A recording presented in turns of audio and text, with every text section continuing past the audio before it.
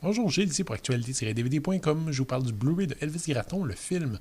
Le film de Pierre Falardeau est distribué par DEP et Maudette Julien Poulain, Denise Mercier et Yves Trudel, sorti en magasin le 15 novembre 2016. Robert Bob Gratton a un garage en banlieue, une femme amoureuse et une passion sans borne pour Elvis Presley. C'est un propriétaire bien gras, bien de droite, avec des connexions dans le milieu de la politique municipale. Lorsqu'il remporte un concours d'imitateurs d'Elvis, il gagne un voyage pour deux à Santa Banana.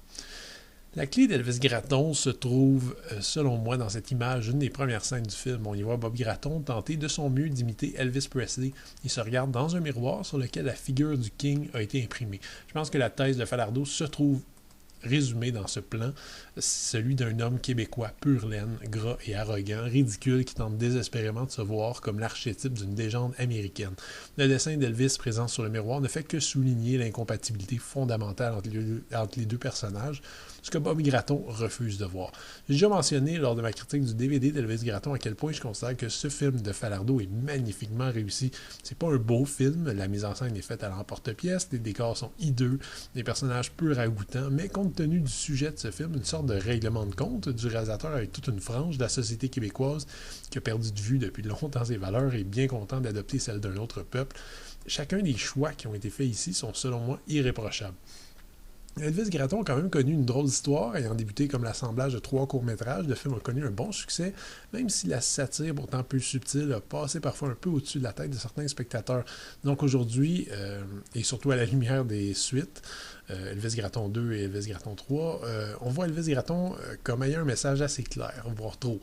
Beaucoup reprochent aujourd'hui au film, en fait, de dresser un portrait déprimant, inutilement brutal d'un Québec Inc. qui tente à sa façon de tirer son épingle du jeu, ou plus simplement de descendre en flamme une société québécoise qui aurait bien besoin de rôles positifs au cinéma. C'est mal comprendre son auteur, Pierre Falardeau, qui est allé chercher des rôles positifs québécois dans beaucoup de ses films, mais pas nécessairement là où on voulait qu'il les cherche. Qu'on pense à Octobre, au 15 février 1839, ou même certaines scènes de son kaléidoscope visuel Pea Soup. On ne peut pas reprocher à Falardeau de ne pas aimer le Québec, loin de là, même au contraire, mais disons que sa définition personnelle du bon héros québécois lui a rendu la tâche ardue afin de chercher du financement. Elvis Gratton est un produit direct du référendum raté de 1980, et ceux qui ont déjà entendu Falardeau savent à quel point le cinéaste est devenu un peu amer et très déçu de ce résultat. Mais cette grande colère a au moins permis de donner au 7e art québécois un vrai bijou de comédie, un portrait décapant et méchant de l'homme petit, aux petites idées, au cynisme sans borne, obnubilé par la culture américaine.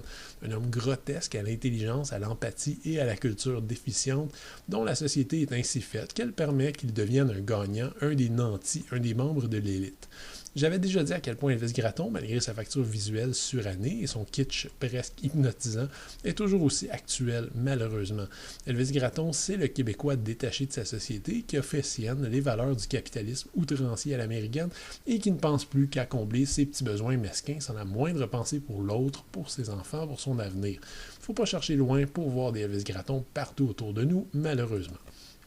Le Blu-ray présentait un 1,78 anamorphique dans une toute nouvelle gravure, la même qui a finalement été utilisée pour le DVD distribué par DEP à la fin de l'année dernière.